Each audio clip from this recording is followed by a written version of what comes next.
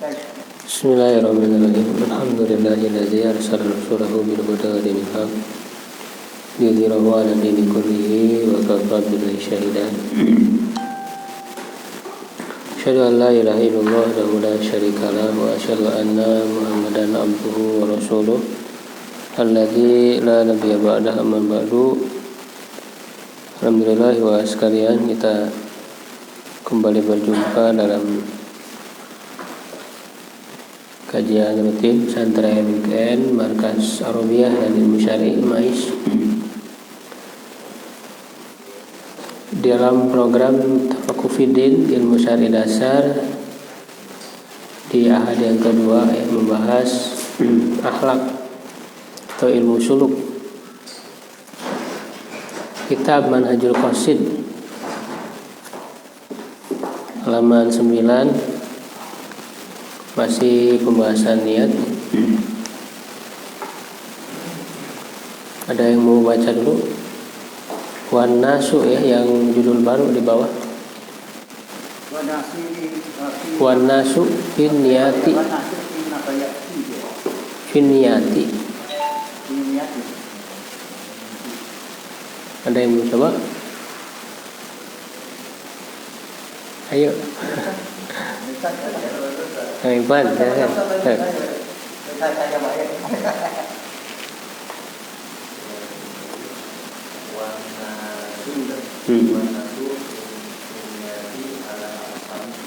Aksamin ditanwinkan.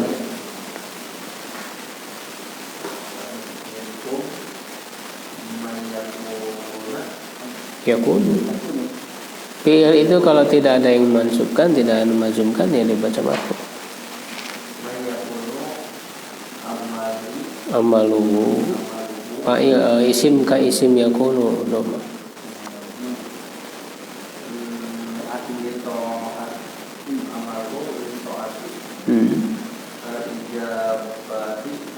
Ijabatan. Iya, khobar yakunu.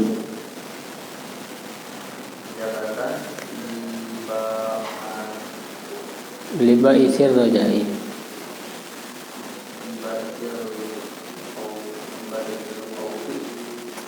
Oh ya, khobar khaufi.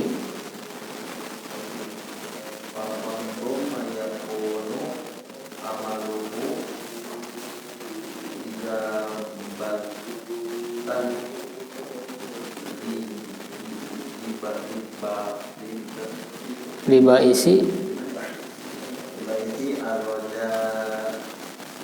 rojai jadi apa? Nominal.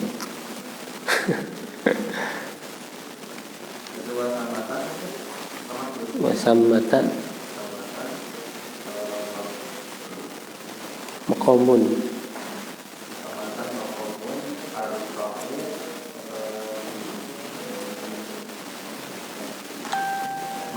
min hadaini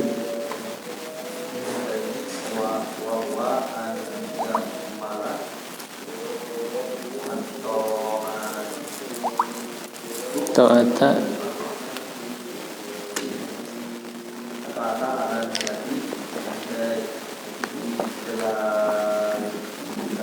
ijlalillahi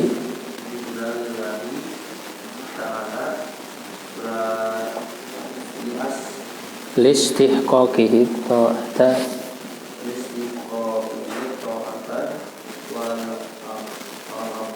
ubudiyata. Ya, cukup ya, cukup. Wan nasu fi niyati ala aqsam. Manusia dalam niat itu ada 3 bagian, 3 macam. Jadi di sini membagi orang dalam niat. Minum di antara mereka man yakunu amaluhu li taati, orang yang amalnya dalam ketaatan, ijabatan li ba'itsil khaufi, untuk memenuhi dorongan rasa takut. Ba'is itu bahasa ya, maksud mendorong, pendorong. Ba'is simbail. Ya. Jadi memenuhi ijabatan kepada pendorong rasa yang mendorong dari rasa takut, dorongan rasa takut.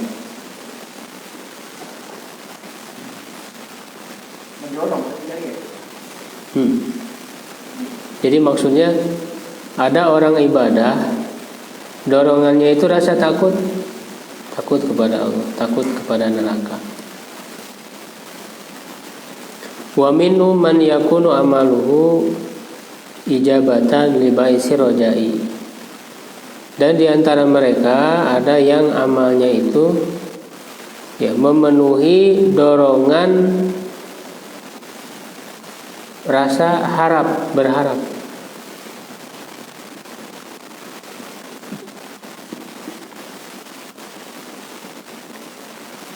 Nah, kalau yang kedua, ada golongan orang yang ibadahnya itu karena berharap surga. Berharap surga. Wasammata, kata beliau, wasammatan, dan di sana. Sammata itu di sana.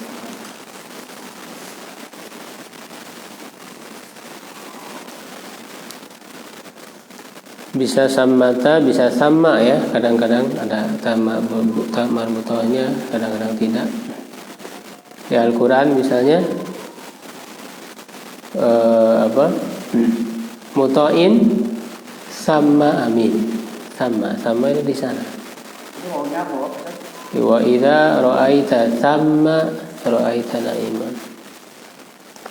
Ya, wawunya wawu atop sebelumnya. Dan di sana maqamun arfa'u min hadzain. Ada satu maqam kedudukan yang lebih tinggi dari dua hal ini, dari dua kedudukan ini.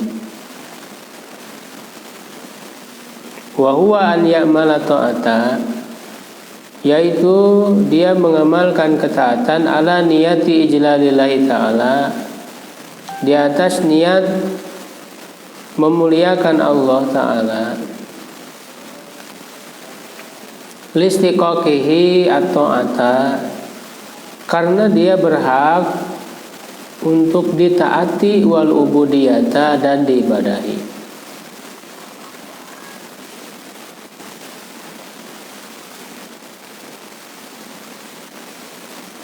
Jadi tingkatan yang ketiga itu beramal semata-mata untuk memuliakan Allah, karena Allah berhak untuk diibadahi, ditaati ya, karena nikmat yang Allah berikan, juga dari rasa cinta kepada Allah. Wa hadhihi la tatayassaru liragibin fid dunya, dan ini tidak mudah bagi orang yang berharap dalam dunia.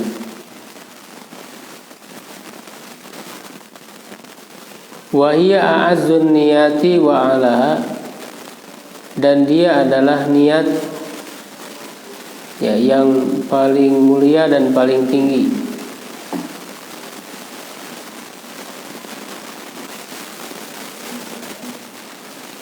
Wa qalilun man yafhamuha, dan sedikit orang yang memahaminya. Fadlan an yata'atoha, terlebih mengamalkannya.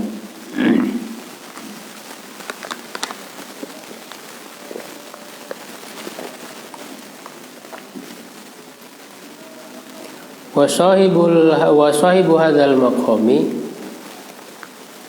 dan pemilik maqam ini la yujawizu dzikrallahi ta'ala, tidak melampaui zikir kepada Allah Ta'ala, wal fikra, dan memikirkan fi jalalihi, dalam kemuliaannya, hubban lahu, sebagai kecintaan kepadanya atau karena cinta kepadanya. Jadi dorongannya cinta kepada Allah. Jadi memang orang yang ketiga ini, katanya golongan yang ketiga ini, dia lebih fokusnya itu ke Allah gitu. Karena Allah yang layak untuk diibadahi karena nikmatnya yang banyak. Ya, karena rasa cinta kepada Allah. Dia tidak terlalu memikirkan surga dan neraka. Tapi memang sebetulnya ini pembagian yang tidak seharusnya dipisah-pisahkan. Ya. Pembagian yang tidak seharusnya dipisah-pisahkan karena antara tiga hal ini, mahabbah, cinta kepada Allah, roja, berharap kepada Allah, dan khauf, takut, ini harus ada tiga-tiganya. Tidak perlu dipisah-pisah. Kalau orang beribadah karena takut neraka, boleh nggak? Boleh tidak? Boleh. Justru kita diperintah oleh Allah untuk takut kepada siksa Allah. Neraka itu ya siksa Allah. Kalau kita takut neraka, ya artinya kan takutnya kepada Allah. Karena yang punya neraka itu Allah, yang menciptakan neraka itu Allah. Yang berhak memasukkan orang ke neraka itu kan Allah. Bukan takut ke nerakanya, tetap saja kan takutnya kepada Allah. Cuman Allah sudah membuat neraka sebagai siksaan gitu. Jadi boleh orang ibadah takut neraka, boleh. Karena takut neraka hakikatnya pasti takut kepada Allah. Begitu juga boleh nggak kita beribadah karena berharap surga? Boleh. Kalau berharap surga ya artinya berharap kepada Allah. Ya. Dan tentu dibarengi dengan rasa cinta kepada Allah, menghayati keagungan Allah, bahwa Allah itu berhak untuk diibadahi. Nah, ini pemahaman yang benar. Iya, berbeda dengan orang-orang tasawuf, orang-orang sufi yang mereka memisah-misahkan antara hal ini. Yang memisah-misahkan bahwa menurut mereka tidak boleh karena takut neraka, tidak boleh berharap surga. Ya, itu padahal itu sudah otomatis. Kalau orang ibadah karena Allah, ya secara sekaligus dia berharap surga, secara sekaligus dia takut neraka. Ya, sehingga muncullah perkataan-perkataan yang aneh dari orang-orang ini, sufi yang gulu, itu berlebihan. Ya, misalnya mereka mengatakan,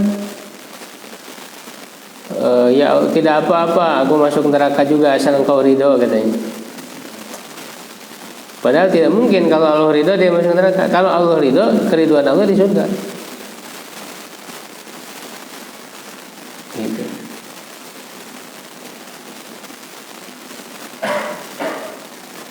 Jadi mereka tidak memahami dengan benar tentang masalah ikhlas, masalah niat, sehingga mereka berlebihan. Ya, disangkanya orang ibadah karena berharap surga itu pamrih gitu. Bukan sesuatu pamrih ingin dapat balasan itu. Karena memang itu sudah dijanjikan oleh Allah, disuruh oleh Allah, didorong oleh Allah. Sesuatu yang wajar. Sesuatu yang wajar. Ya, kita diperintahkan dengan wasari'u ila maghfiratin min rabbikum wajan, bersegeralah ya kepada ampunan Allah dan kepada surga. Artinya boleh kita berharap surga.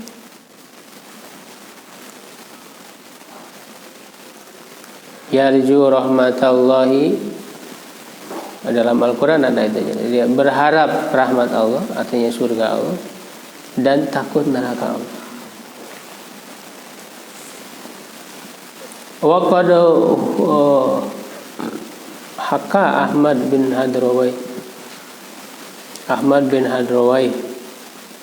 menceritakan, Allah alam ini benar tidak kisah ini, annahu ra'a Rabbal Izzati fi manamihi, bahwa dia melihat Allah ya Rabbul Izzati di dalam mimpinya.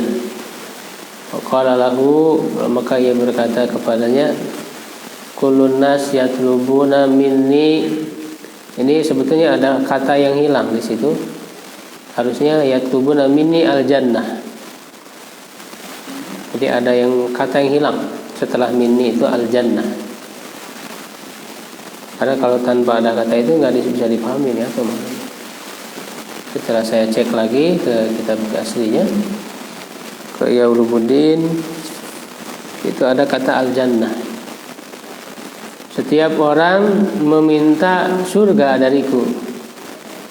Wa Abu Yazid yatlubuni, dan Abu Yazid memintaku.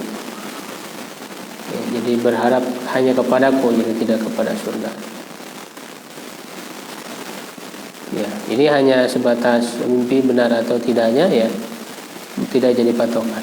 Yang jelas tadi sudah kita bahas, ya boleh kita berharap surga dalam ibadah kita, karena memang diperintahkan oleh Allah. Dan itu masih dalam koridor ikhlas. Jadi ketika orang ibadah karena Allah, karena mengetahui keagungan Allah, berhaknya Allah untuk diibadahi, sambil berharap surga, sambil takut neraka, itu tidak keluar dari koridor ikhlas. Kalau menginginkan balasan di dunia, baru itu tidak ikhlas.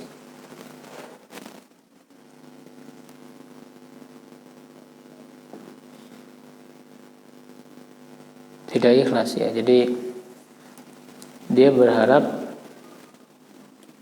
di dunia atau berharap kepada selain Allah, ingin dipuji oleh manusia, ingin disebut-sebut sebagai orang soleh, orang alim dan sebagainya, itu tidak ikhlas.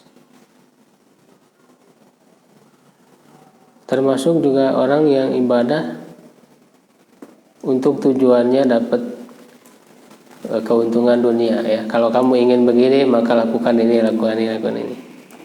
Jadi ibadah itu untuk dapat dunia gitu. Kalau ingin dapat sehat, ingin dapat rumah, ingin dapat ini, kamu ibadah ini. Ya kan? Berarti itu sudah di luar dari koridor ikhlas. Karena ikhlas itu tadi cinta kepada Allah, berharap surga, takut neraka, bukan dunia, bukan. Ibadah itu kan balasannya di surga utamanya. Ya, kalau di dunia ya tentu Allah tidak akan menyia-nyiakan hambanya yang beribadah. Pasti diberikan yang terbaik. Itu kita berdoa saja. Berdoa. Jadi jangan sampai kita ibadah tapi berharap dunia. Itu kan wilayahnya ada dalam doa kalau kita mau minta untuk kebutuhan dunia. Ya, bukan dengan diniatkan sholat untuk dapat dunia. Misalnya, ibadah itu sudah kewajiban kita kepada Allah, maka kan di dalam Fatihah kita iyyaka na'budu wa iyyaka nasta'in, ada ruangnya yang kepada Engkau beribadah, ibadah ikhlas kepada Allah. Dan hanya kepada Engkau kami memohon pertolongan. Nah itu memohon pertolongan, berdoa, itu baru kita berdoa bisa untuk kebaikan dunia, untuk kebutuhan dunia. Itu ruangnya dalam doa itu. Jangan meniatkan sholat supaya bisa lancar rezekinya, supaya bisa ini. Jangan. Ibadah itu karena Allah. Ya, sedekah karena Allah. Ibadah. Jangan sedekah ingin kaya, sedekah. Kalau kamu ingin kaya, sedekah. Itu jangan diniatkan begitu. Itu salah dalam niat. Ada orang-orang yang menyeru ke situ. Ya, kalau ingin lancar rezekinya, ya, bisnisnya lancar, ya sholat duha, ya sholat duha, gitu ya, sholat tahajud, supaya lancar rezekinya. Padahal bukan untuk itu. So, ibadah itu, ya, bukan untuk itu salah dalam niat. Ya, kalau kita ingin lancar rezekinya, lancar berdoa aja. Setelah sholat doa. Nah, itu ruangnya di situ. Jangan meniatkan sholatnya itu untuk dapat itu dunia. Nah ini saya kira yang harus diperbaiki. Sehingga nanti kalau niatnya dunia itu, dia akan menyesal nanti ibadah tahajud terus, tapi kok kayak gini-gini juga gitu, nggak berhasil. Duha terus, mana hasilnya nggak ada. Akhirnya dia menyalahkan ibadah karena sejak awal salah niat. Nah ini yang saya kira perlu diperbaiki. Ya, ada orang yang mendakwakan seperti itu, nah, itu kurang tepat. Memang ada yang tertinggi itu cinta. Kalau cinta otomatis kalau orang dicintai kan harus dikasih namanya. Kita ke Allah, kita makanya. Iya. Wa gharaduna min hadhihi niyat mutafawitatun fid darajat.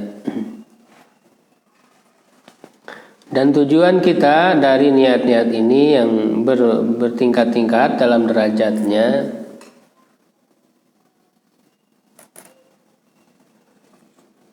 Wa man ghalaba ala qalbihi minha, siapa yang dominan di atas hatinya dari niat itu, farubbama lam yatayassar lahu al-udulu ila ghairiha.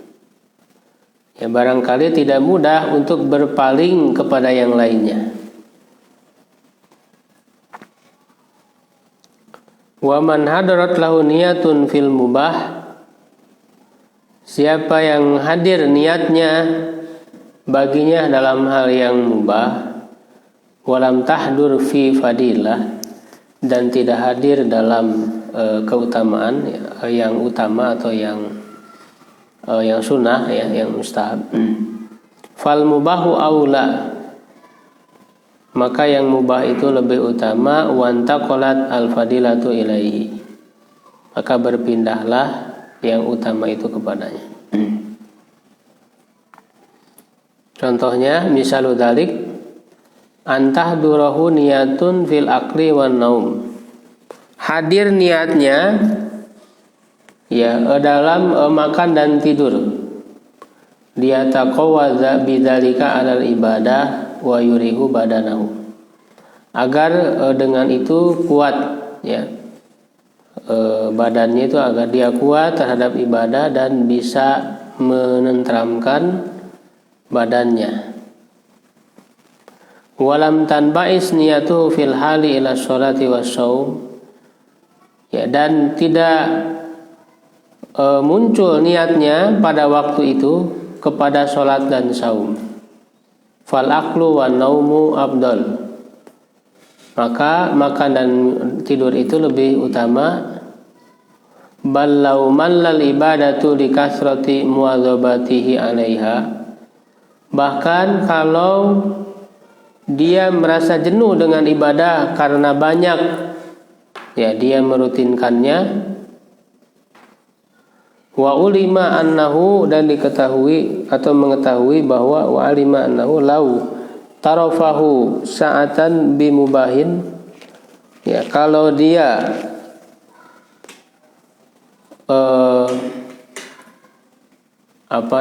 merepress dirinya gitu, ya, menghibur dirinya, mengistirahatkan dirinya beberapa saat dengan sesuatu yang mubah, ada nasyatuhu, akan kembali semangatnya. Fadzalika afdalu minat ta'abudi hina idzin, maka itu lebih utama daripada beribadah ketika itu. Terutama ini yang sunnah, ya, bukan hal yang wajib. Kalau yang wajib ya harus berusaha, dan itu ukurannya pasti mampu dilakukan oleh manusia.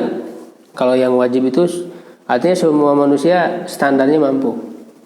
Makanya kalau memang betul-betul tidak mampu, ada halangan, maka kan ada rukhsah, udzur gitu. Itu ada rukhsahnya. Nah, kalau dalam hal-hal yang sunnah itu kan tidak semua orang sama, maka tidak bisa juga dipaksakan. Ya. Gitu. Misalnya sholat sunnah, kalau pada suatu ketika niatnya itu yang hadir dalam dirinya itu, ya, mendorong untuk makan, untuk tidur misalnya, ya, dan tidak hadir kepada ibadah yang sunnah itu, Tidak ada niat dia mau melaksanakan ibadah, tapi memang pada saat itu dia sedang ingin tidur misalnya. Ya, nah maka jangan dipaksakan ketika orang ingin tidur, jangan dipaksakan sholat. Sholat sunnah ya sudah tidur saja. Ya, karena bisa jadi memang kalau memang kondisinya seperti itu, tidur menjadi lebih baik bagi dia daripada maksain baca Quran daripada maksain sholat. Karena dengan tidur itu jadi dia mengistirahatkan badannya, ya agar setelah bangun itu jadi kuat lagi, sehingga beribadah satu jadi fresh. Itu jadi memang dalam ibadah pun kita harus memanage diri kita, memanage waktu, kapan kita ibadah, kapan kita sholat, ya kapan kita baca Quran agar yang kita lakukan itu betul-betul maksimal. Ya, ulah sampai nundutan gitunya, tunduk dipaksakan sholat ya. Makanya kan ada hadisnya para sahabat tuh ini masang tali di masjid itu. Masang tali. Nah, untuk apa kalian masang tali? Kata Rasul. Kata kami kalau sholat nih suka ngantuk gitu, biar ngantuk jadi ditahan ke tali. Sholat nanti. Kata Rasulullah, kalau kalian ngantuk tidur, jangan dipaksakan ibadah. Tapi memang ada saatnya kita harus memaksakan diri ya, agar terbiasa. Kalau mengikuti hawa nafsu yang memang belum terbiasa ibadah gitunya, ya terus wae meredan wal ibadah. Ya. Jadi memang ada saatnya kalau suatu hal ibadah yang mau kita lakukan, paksain dulu di awal supaya terbiasa, sambil tetap kita memberi porsi untuk tubuh kita, ya kan. Kata Rasulullah kan, sesungguhnya di badanika hakun, bagi badanmu itu ada hak. Jadi jangan sholat terus sepanjang malam nggak tidur misalnya, ibadah terus. Ya itu punya hak badan kalian untuk tidur, untuk makan, untuk refreshing, jalan-jalan. Gitu ya. Keluargamu juga punya hak kata Rasul. Terus saja ibadah, kapan bercengkrama dengan keluarga, hiburan dengan keluarga. Itu ada waktunya yang harus di-manage gitu. Kata Ali bin Abi Thalib, rawihul qulub, istirahatkanlah hati kalian, tentramkanlah hati kalian, watlubu laha turafal hikmah, carilah ya dengannya hikmah, fa innaha tamallu kama tamallul abdan, karena hati itu juga bisa jenuh seperti jenuhnya badan. Ya walau qala ba'dhum rawihul qulub ta'id dzikra, istirahatkanlah, tentramkanlah hati agar dia bisa menghayati zikir. Jadi zikir dalam keadaan sadar dengan penuh kehusuan. Tapi kalau orang sudah lemah, sudah lelah ya, sudah bosan ya, maka perlu istirahat. Maka dalam Islam sangat sesuai ya dengan kebutuhan manusia. Tidak membuat orang itu jenuh, tidak menyalahi fitrah. Fitrah manusia kan perlu refreshing, ya perlu makan dan sebagainya. Ini harus seimbang, karena kalau tidak itu akan terjadi kekacauan gitu dalam diri manusia itu. Ada ketimpangan. Ya makanya dalam Islam tidak ada kerahiban. Ya seperti orang-orang Kristen ya, tidak boleh menikah. Itu menyalahi fitrah. Ya, bahkan nikah itu sunnatikan ada 3 orang ya yang datang kepada istri Rasulullah, kepada Aisyah, yang bertanya tentang ibadah Rasul. Ya, diceritakan ibadah Rasul itu begini. Ya, mereka kemudian mengatakan, yang satu ya bertekad saya akan sholat malam terus, dan nggak akan tidur, sholat malam terus. Ya, yang kedua apa? Puasa, saum terus setiap hari. Yang ketiga, tidak akan menikah. Saya akan menjauhi perempuan karena dianggap menikah itu bisa mengganggu ibadah dia. Nggak mau nikah ini. Lalu terdengarlah Rasulullah, apakah kalian yang mengatakan begini-begini, sedangkan aku, kata Rasulullah, adalah orang yang paling takwa daripada kalian. Ini atqakum wa akhsyakum lillah, yang paling takut kepada Allah. Tapi aku itu sholat dan aku juga tidur. Usolli wa anam. Ya kan? Aku juga saum dan aku juga berbuka. Dan aku juga menikah. Ya, maka kata Rasulullah, faman rogiba an sunnati falaisa minni. An nikahu sunnati. Nikah itu adalah sunnahku. Ya, jangan dibaca an nikahu santai. Itu yang nggak tahu baca kitab ya. Nikahu santai. Nikahu sunnati. Siapa yang benci sunnahku maka dia bukan termasuk golonganku. Jadi dalam Islam sesuai dengan fitrah manusia. Manusia butuh kepada nikah, makan, minum. Ya kan, kalau maka ada ajaran-ajaran lain yang tidak bolehkan menikah, para pendeta ya, itu biarawati dan sebagainya. Itu menyalahi fitrah manusia. Islam ini sesuai fitrah. Tidak ada yang keluar dari fitrah manusia. Ajaran Islam. Isinya satu bukan golongan Rasul. Hah? Isinya satu nggak golongan Rasul. Beda bahasa lagi.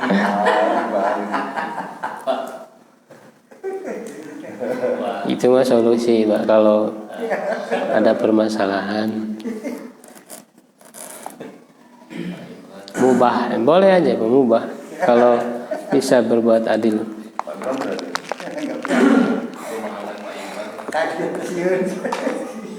Masih takut, Pak.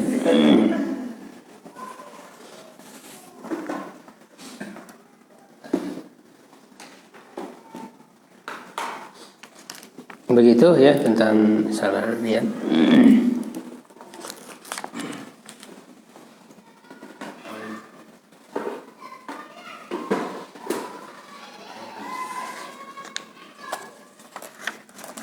Kalau ada yang ditanyakan.